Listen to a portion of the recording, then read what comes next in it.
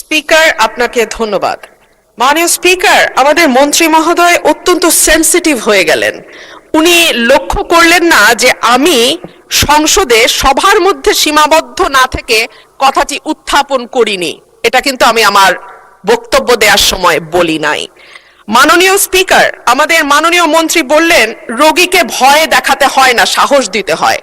আমি তো জানতাম আমি 300 জন সংসদ সদস্যের সামনে কথা বলছি, 300 জন হামের রোগীর সামনে তো মাননীয় স্পিকার আমি কথা বলছি না।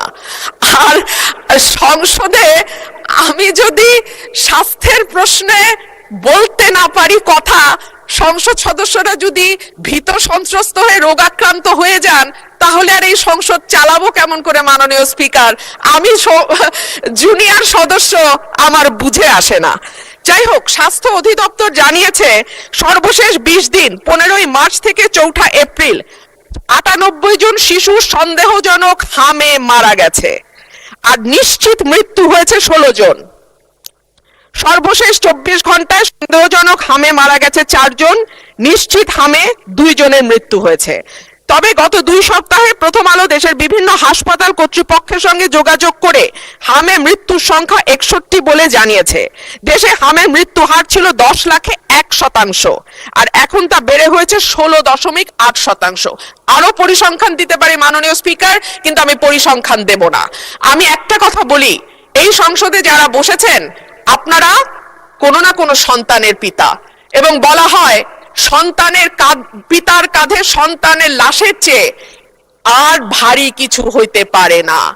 এই যে আমরা যে পরিসংখ্যানগুলো দিচ্ছি মাননীয় স্পিকার, এই শিশুগুলো কোনো না কোনো পিতার কাঁধে কবরে গেছে। সুতরাং এটাকে কেবল পরিসংখ্যান হিসেবে না দেখে একটা মায়ের কান্না, একটা পিতার আর্তনাদ, একটা পরিবারের ধস, এবং চিরজীবনের জন্য একটা পরিবারে যে শোক নেমে আসে, সেটার দিকে আমরা একটু তাকাই। মাননীয় স্পিকার, আমি মাননীয় মন্ত্রীর কাছে প্রশ্ন রাখছি। প্রথম আলোর খবর জানাচ্ছে শুধু হাম নয়, 10 রোগের টিকার সংকট দেখা দিয়েছে দেশে। ইপিআই এর কেন্দ্রীয় গুদামে BCG, penta, BOPV, PCV, MR, TV এই 6 টিকার মজুদ শূন্য। আইপিডি ও টিসিভি টিকার যে মজুদ আছে সেটা দিয়ে চলবে আগামী জুন পর্যন্ত। এরপরে কি হবে সেটা যদি মাননীয় মন্ত্রী আমাদের জানান তাহলে সুবিধা হয়। ধন্যবাদ মাননীয় স্পিকার। স্বাস্থ্য পরিবার কল্যাণ মন্ত্রী। মাননীয় স্পিকার, আপনাকে ধন্যবাদ। মাননীয় স্পিকার, মাননীয় সংসদ সদস্য সেনসিটিভ শব্দটা ইউজ করেছেন কি কারণে আমি বুঝতে পারিনি। আমি তো ওনার প্রতিটা কথার জবাব দিয়েছি ওনাকে ইজ্জত করার সাথে। I have not avoided her. Sensitive কি হলো সঠিক হয় নাই বা জবাব দেওয়া উচিত হয় নাই। যাক, উনি যেমন বুঝছেন তেমনই বলছেন। I am not sensitive. এখন এখানে সেনসিটিভ আর কোনো জায়গা নাই, এটা অন্য জায়গায়, এটা এখানে না।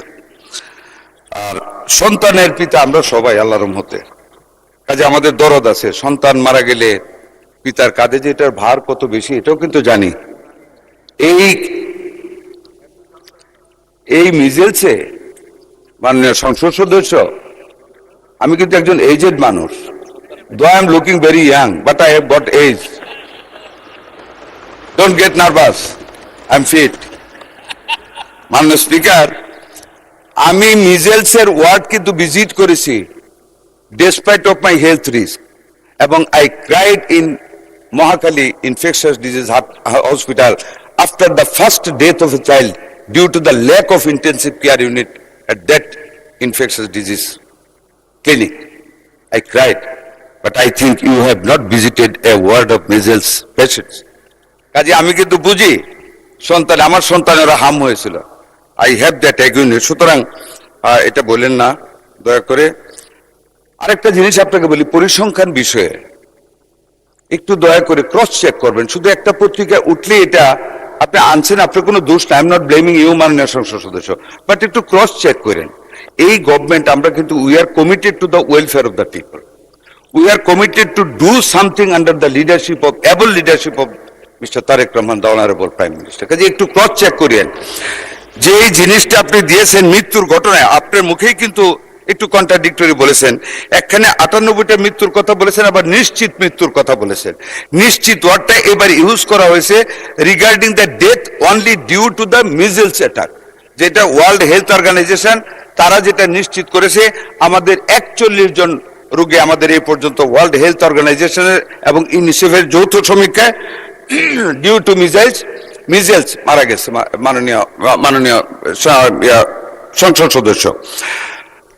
আর আপনি যেটা বলেছেন যে সংসদে বলা, আমি কিন্তু আপনাকে সংসদে বলতে নিষেধ করিনি মাননীয় সংসদ সদস্য। মাননীয় স্পিকার, আমি ওনাকে বলেছি যে হাম হইলেই ভবিষ্যতে আমাদের সব শিশু ধ্বংস হয়ে যাবে।